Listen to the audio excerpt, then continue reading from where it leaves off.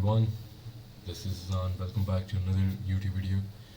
And this is a very highly requested YouTube video. A lot of people have been requesting me to make this video, and because mostly people have this issue of passing prop firms, not because they are unprofitable, or not because they don't know what they're doing, but solely because they don't use their edge to their advantage to then pass their funded accounts.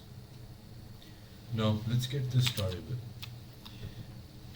Now, a lot of people have the wrong idea about what a prop firm really is and what does a prop firm provide you with. People think that buying $100,000 account or a $50,000 account or a $10,000 account provides them with that amount of capital, but that is not true.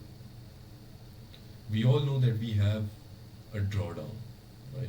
So on a $100,000 account, you'll have a $10,000 drawdown. Now this is obviously on a two-step account. On a one-step account, you will have less drawdown, but you don't want to go for a one-step, you want to go for a two-step. We'll get to that in just a second here. But here you can see that you are being provided with $100,000 of capital. So your account balance is at $100,000, but that does not mean that you have access to these funds. What you have access to is $10,000.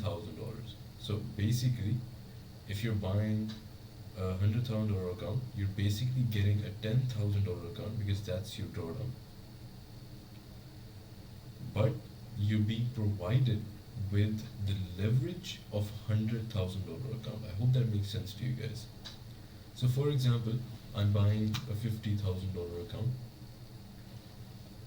My account balance is $50,000, but my drawdown is $5,000. So I can't lose more than $5,000.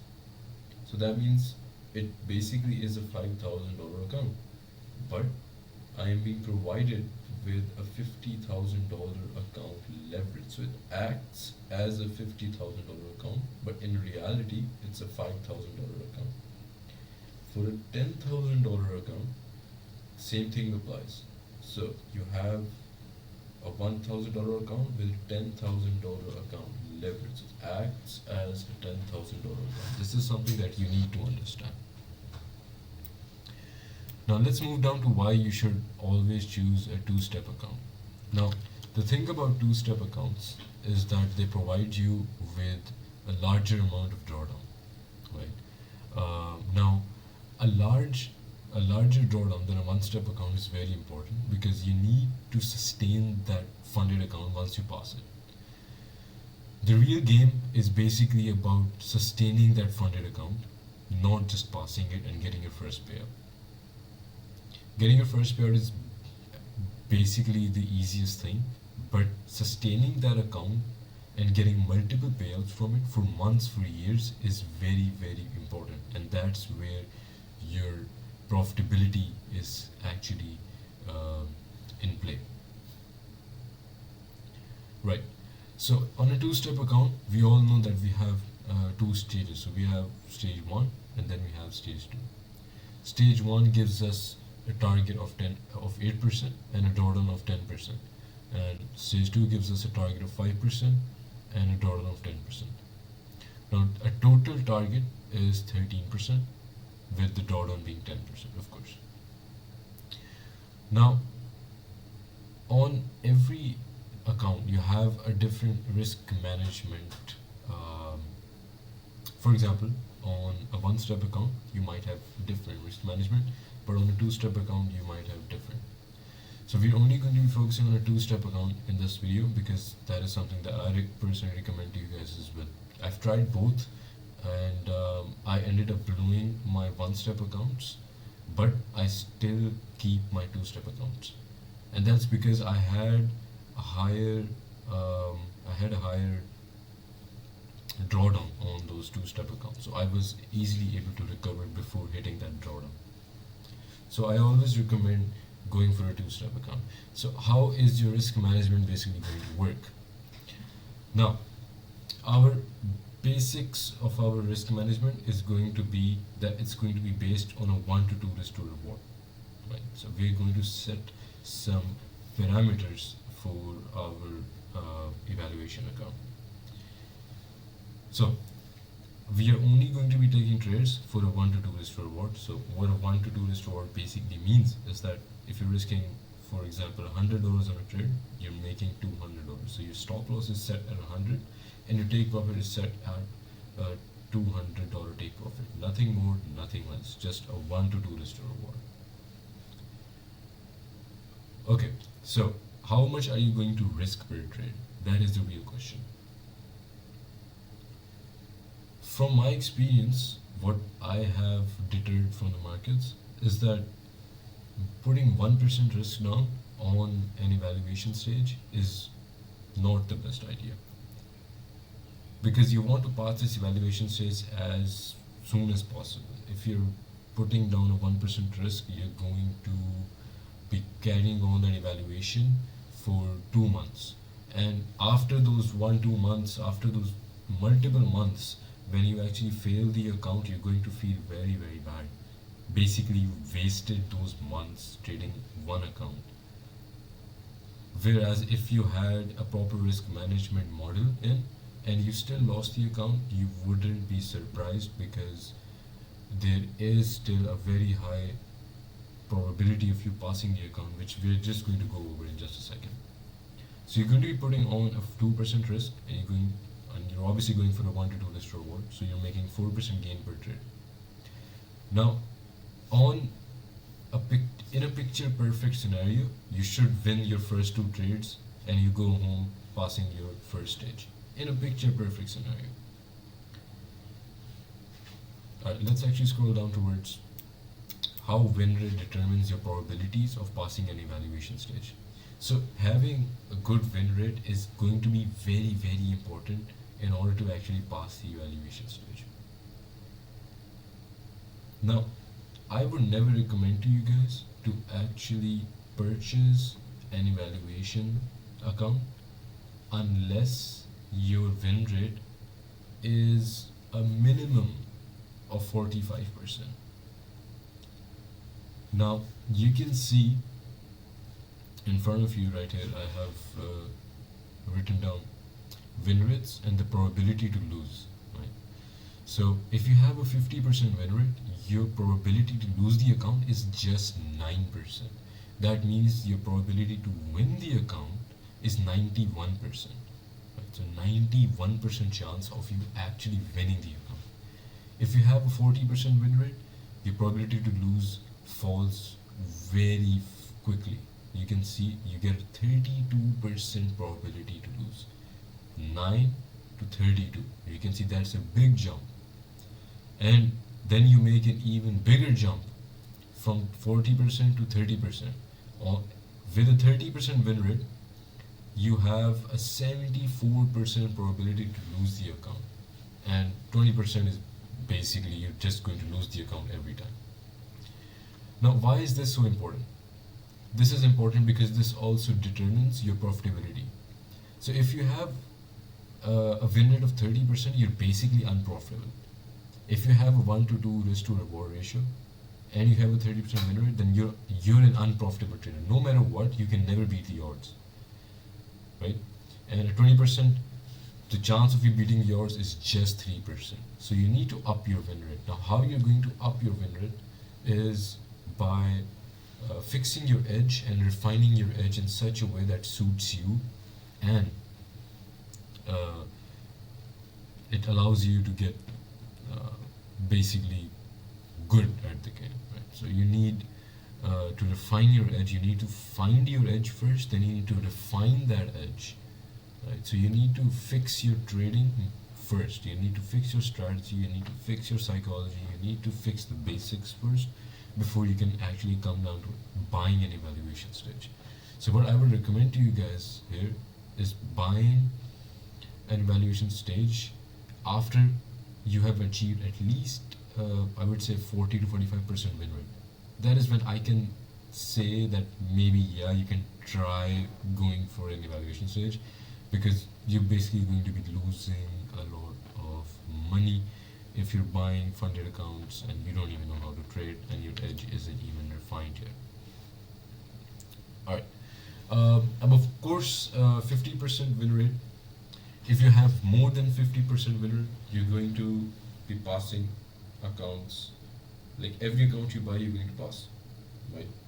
Because a 9% probability is on a 50% win rate. If you go to 60%, that falls down to around 5%, right?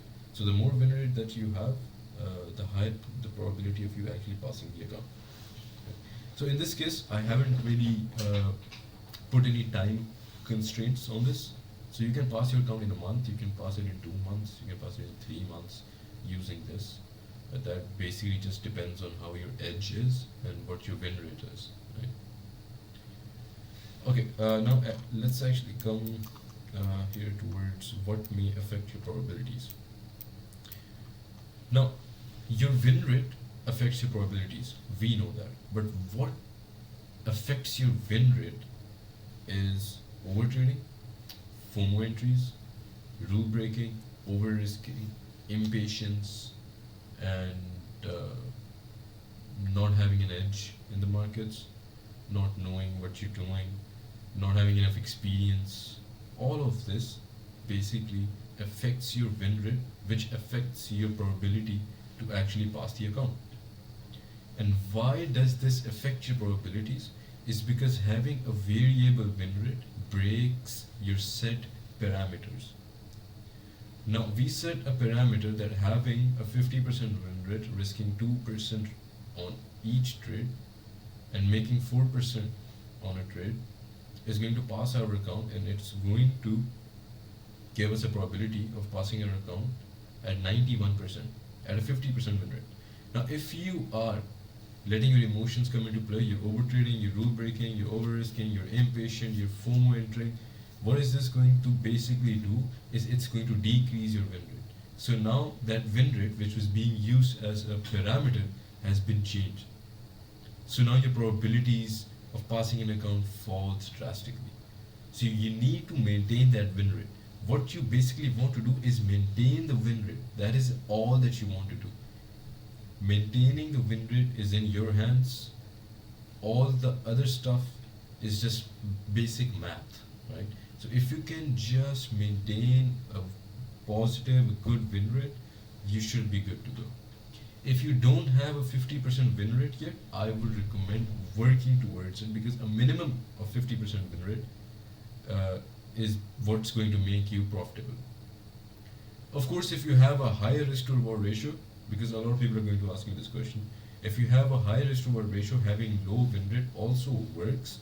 But in this scenario, we have a 1 to 2 risk to reward as a set parameter.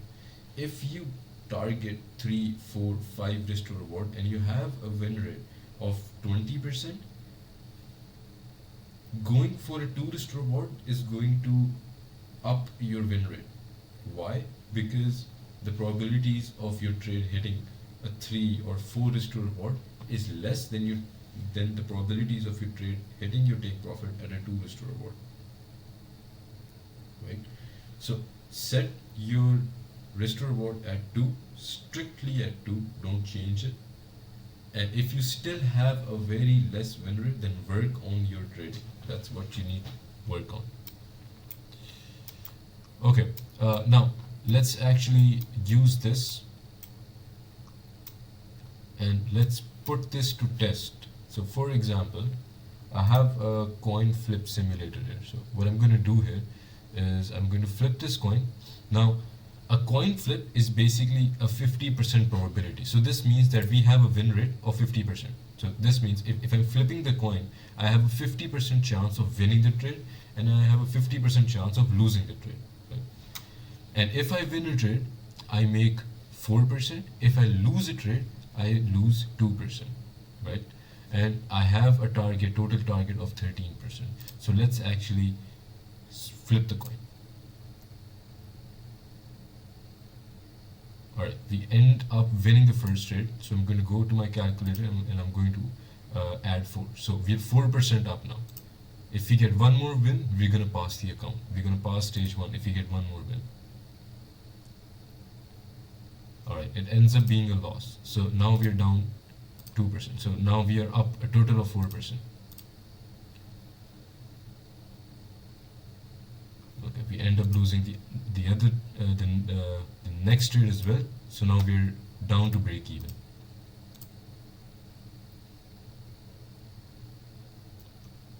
Okay, we're down 2% now.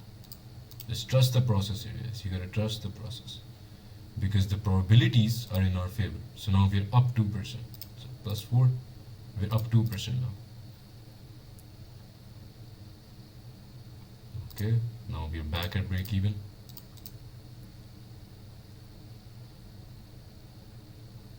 And now we are down 2% again. So we end up winning the next trade. So we are up 2%. Then we end up winning the next trade as well. So now we are up 6%. So we just need 2% more. And we end up losing the next trade. So now we are at 4%.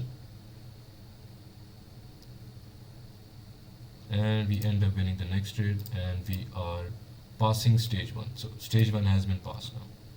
I'm just going to reset this. Alright, so now we are at stage 2. We end up winning the first trade, so we are up 4%, and we just need one more. We need 1% more. Now in this case, what you guys can do is just try to risk 0.5 on this trade. So for example, we're risking 0.5 on this trade, right? And we end up losing, so 0.5, we're 3.5. Now in this case, I'll be risking 1%. Right? So now I'm risking 1% on this trade. And I end up winning the trade. So now we are up 2%, so 5.5. So this is a total of 13.5 risk to reward, right? So 13.5% profit, and we end up winning the trade. And we flipped the coin how many times? How do I see? Yep, I flipped it 16 times. So in 16 trades, right? In 16 trades, I ended up winning the account, the entire account, stage 1 and 2, right? So in just 16 trades. So you see how the probabilities of us actually winning the account was so high that there was no chance that we would actually lose it, right? So this is basically how you can use probabilities, your win rate, and your risk management all in your favor. How you can have the odds with you and not against you, right? So this is very, very important. If your win rate is very low, I recommend trading on a demo account, trying to higher your win rate, refine your strategy, refine your trading model, refine your edge in the market. And once you have a 50% win rate, then there is no chance of you actually blowing an account. However, if you let these certain things ruin your trading, then you're definitely going to blow the account. So if you have your psychology and all of that in place, then you shouldn't really be blowing your account if you're following your strict strategy, which has a win rate of 50%. Thank you so much for watching this class, and I'll see you guys in the next one. Thank you so much.